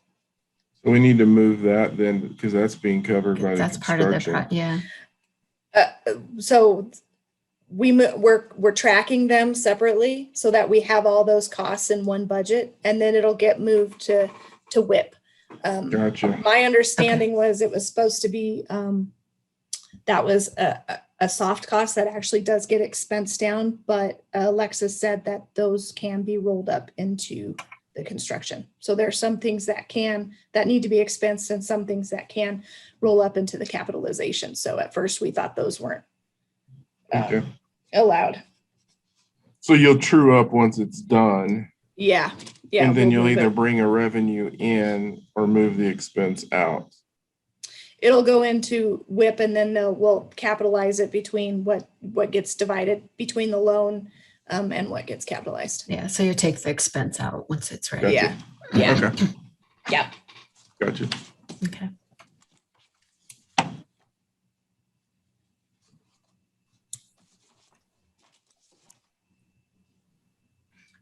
So if you all don't have any other financial questions, we did hire the accountant to work with Kendra, correct, Kendra? I met her. We are fully staffed. We have the accountant. She started probably about a month ago. And we got the accounting technician. She started last Monday. And so when you see some of the audits, and we'll explain this as we were going through transition, some of the audit comments that we were planning to deal with in this method still existed because of the transition point. But now once we're fully staffed, they're working a plan for separation of duties if Kendra and others are out. And so we're now at the point where we're really dealing with those audit comments, but you will see them again because of just where we were in the transition for last year. But this year it's a much different picture.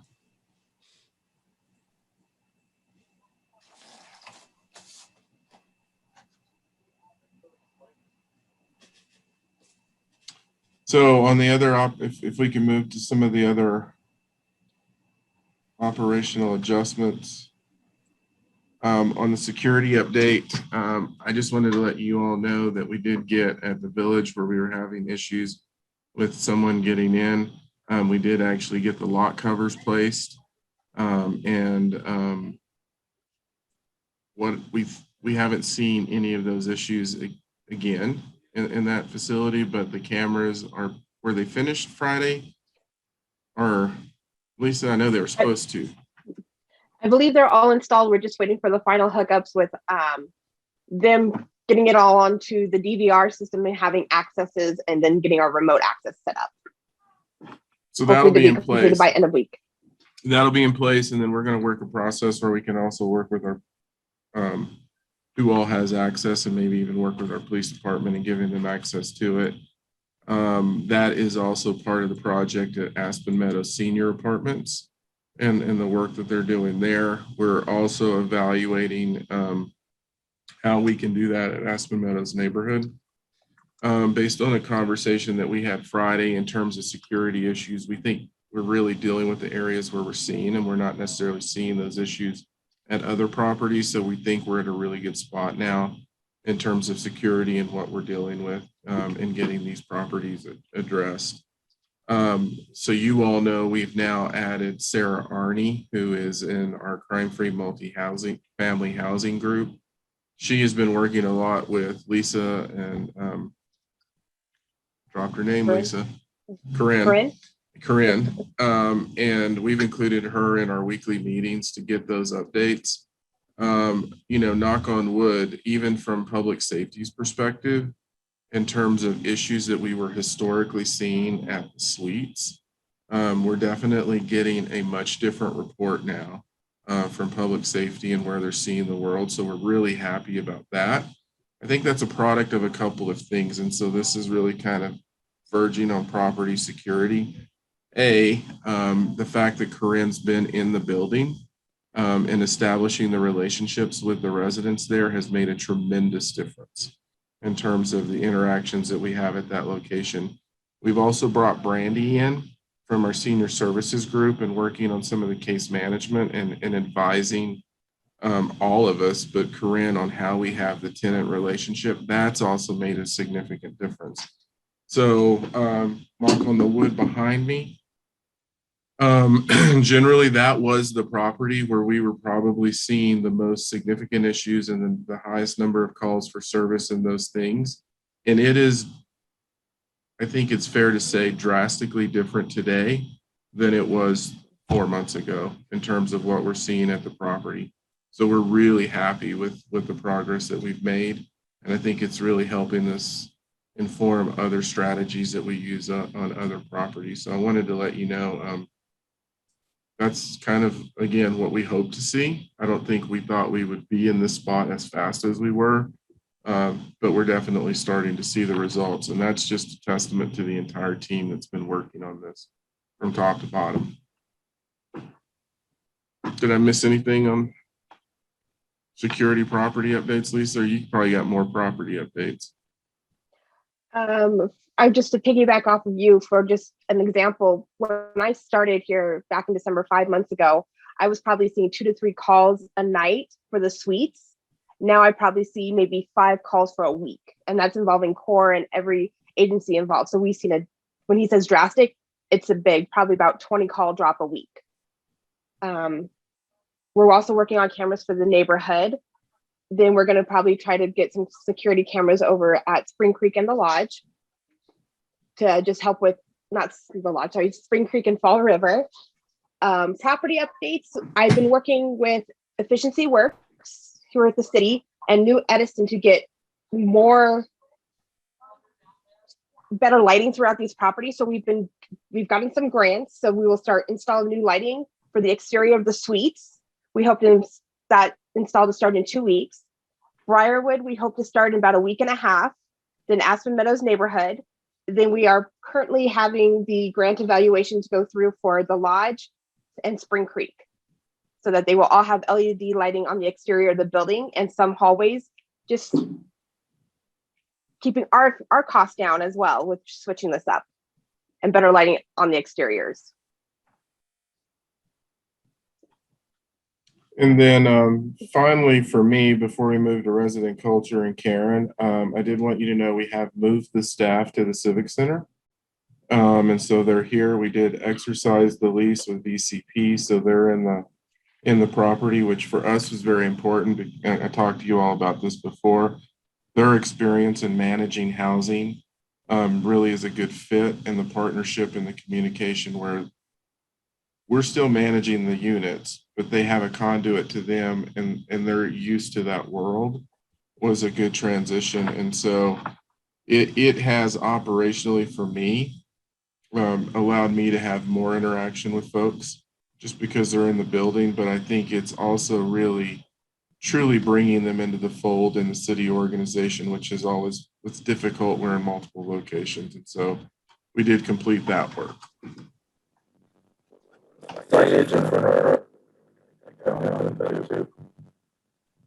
You sound like a robot, Tom. That was not a comment about accountants in general. Yeah. You hear me now? Is that better?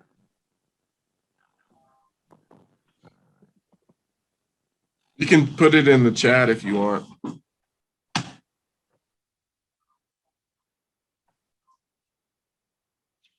Where's the chat?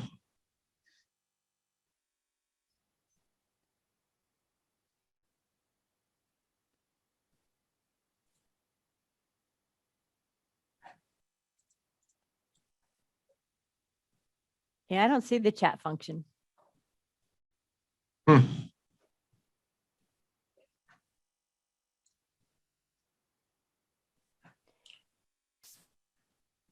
So to move things forward, I think I'll just talk, if that's all right, Cameron, and just a couple updates on the resident culture. So, and just to build on what Harold indicated about the staff moving into the Civic Center. So just to clarify that, we had basically 7 staff members. So 4 staff members, that would be the 2 housing choice voucher staff, Lisa, you see her in her new space, and then Olivia. So they are over in the community services side of things. And then across the hall at the Civic Center, we have Kendra. And then the names of our new staff members in accounting is our April Beamer, who's our accounting technician, or accounting tech. And then Heather Clark is our accountant. And so Kendra, Heather, and April their offices are in with accounting and finance on the other side of the Civic Center. So so I did want to let you know that we are starting the process. We have talked a while about starting to address to work on resident culture within our residences that we manage. We are in a position where we can start that process. So just to let you know, the community managers have identified, I think, approximately 60 residents in all of the properties that the LHA manages. And what we are going to initially do is we have developed an interview guide that there will be several of us that will be interviewing individual residents, and we are going to be ask them really about 4 dimensions of community living, if you will. So those have to do with a sense of community, how to have trusting relationships, trusting and respectful relationships within the residents, with each other, and also with city and with with LHA staff members. The 3rd area is in communication, and the 4th area that we'll be interviewing about is property management logistics. So basically, it's in an appreciative format where we're really looking forward. We're asking residents to reflect on the best of what they've seen in those areas and how we can build on that as LHA in our residential communities. We will basically then take that data from the individual interviews, and then we will reach out and engage the broader communities around the what that means, what we learned, and how to start moving those forward into priorities for sustainable improvement within our properties. So I did want to so we hope to start that process, that interview process. I would imagine we can start that in June, have those completed in July, and then continue on with the resident, with reaching out to all of the residents. I did want to let you know, and this is something for you all to think about as advisory board members, that we've identified there's at least 4 areas that the advisory board members can get involved in if you so choose to do so. One, we could use a couple of test interviews. So we could use a couple individuals from the board to for us to interview, and we can test the interview guide and see what we need to do to make that a stronger guide. There might be some questions like, oh, that doesn't work. So anyhow, we could use some test interviewers if anyone feels like they want to be a guinea pig in that arena. We also can use advisory board members to help with the interviews, individual interviews of the residents. We could use advisory board members to help us to analyze the data. Once we get all of the interviews back, we have to basically compile and figure out what all this data means.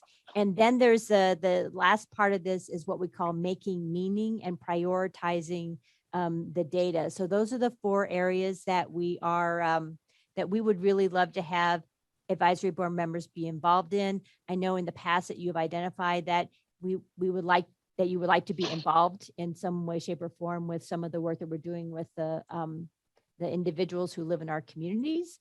And so we are ready to roll that out. So what I will do is I will send a follow-up communication email to you all, and with those opportunities for engagement for you to think about and let me know what you are interested in. So Michelle Waite with Senior Services is helping to coordinate that along with Lisa. Me, Olivia is involved in that too, and so we'll reach out to you and to see if anyone has any interest in participating in the in kind of this next phase of work that we're doing regarding the culture of our residential properties in the LHA. Soon to follow, we'll probably be doing a similar process with our organizational culture. So we'll see how this process works with our residents, and soon we will be doing this with in our organizational culture. We do have some vacancies that we hope to be able to fill before we get this started. So we would like to be able to fill a couple of community manager positions. We've had those on in that recruitment process for a little while. And we're having a hard time getting qualified applicants. So we are continuing to try to figure that out. And then we also, I think as we might have mentioned, is that we will be hiring a new supportive services coordinator for the suites. What Brandy Queen has been doing is kind of filling in temporarily and really providing some case management, but basically clinical consultation for some of the residents there. And then we are moving forward. This is something that we included in the budget to hire a supportive services coordinator for basically Hearthstone and Lodge, our 202 properties. So we're trying to figure out the right mix for those positions, what we need in terms of skill, what the market will pay, and what we can afford. So we're trying to figure all that out. But I think as soon as we're able to bring all of those folks on board, then we will really start that organizational culture work within the LHA. So that is my update, and we'd be glad to answer any questions. And it is fabulous to have our 7 Longmont Housing Authority staff members here in the Civic Center. It is, as Harold mentioned, I can just go down the hall, or I can yell over, "Hey, Olivia."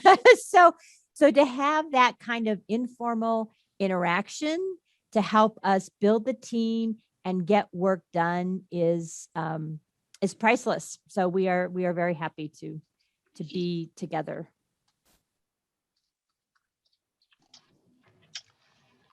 Thanks, Karen. Anything else on the city report? No. So let's roll on to item 6, other business. Any other business for the good of the order? Tom. Well, I had questions kind of on, you can hear me now? Am I robotic? Yes. Well, we can hear you. Updates from last meeting. So the new pennant system with Hearthstone and Lodge, that was supposed to be fully implemented April 21st. We're good to go on that one? Awesome. We are. Just to update, the pull cords are coming out today. Oh, so we had a few issues getting it up and going. They gave us the wrong number. And again, that's the relationship. So then Sarah communicated and we got it worked out. So it's going. All right, good.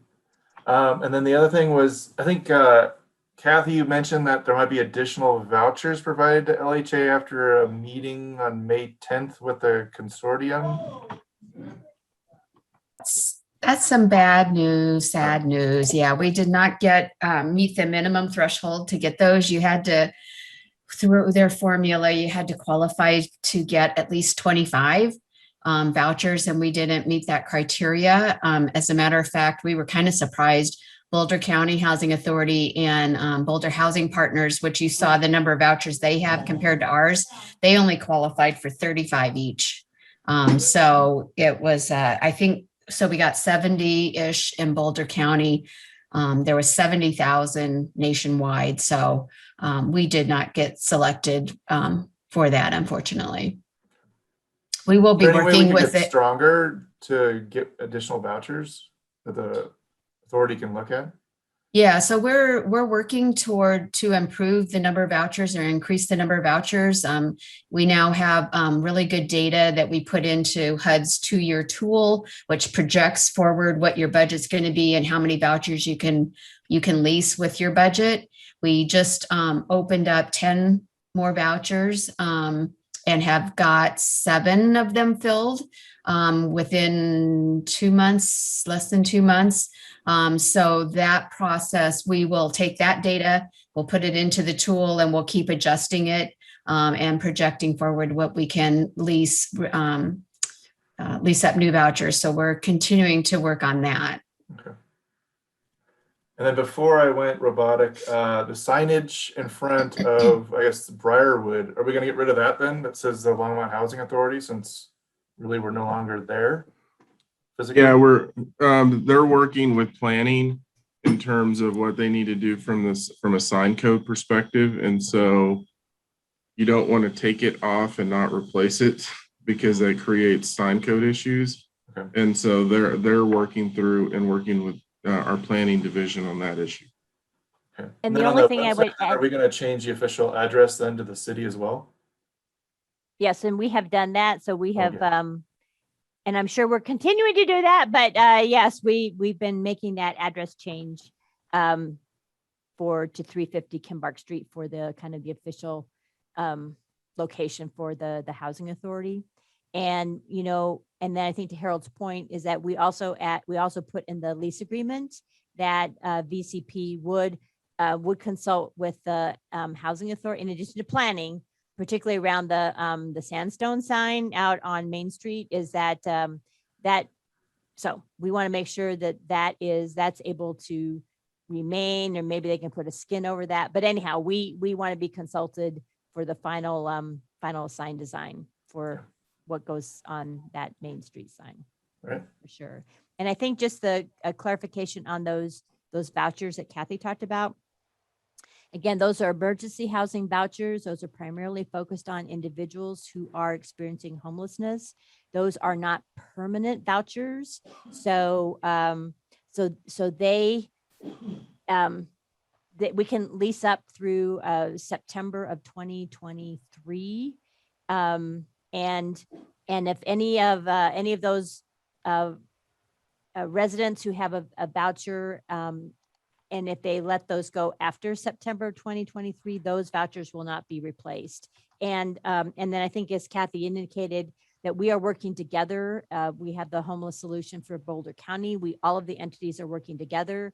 So we also anticipate that Longmont individuals who are experiencing homelessness, or maybe we are also looking at using those vouchers in more of a move-on scenario, where maybe we have individuals who have been in permanent supportive housing, and maybe they have more stability, that they are ready to move on for a tenant-based voucher, that those might be individuals that would be first eligible, or we'll use some of those new vouchers for that. So Longmont residents will be in the mix, and certainly some of our suites residents that are in permanent supportive housing would possibly be able to access those vouchers.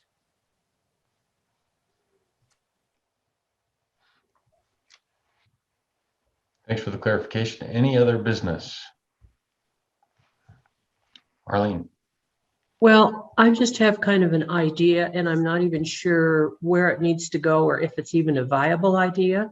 But when we're looking at affordable housing, and particularly when we're looking at, 3-4 levels of housing with 60, 80, say 120 units in there. And we're looking at the possibility that the people moving in there are going to be 2-income families. How can we add a daycare center into that to help those people? I realize that we might be taking away from a rental unit the space, but I think that the leasing of that particular area for a daycare, childcare, even after school care would offset whatever it was that we would get in rent. So I don't know where that needs to go, if that's even, a possibility, but I was wondering if that's something we could take a look at to help these people out, rather than have to drive across town with their kids, it would be right there. And of course, it would be licensed.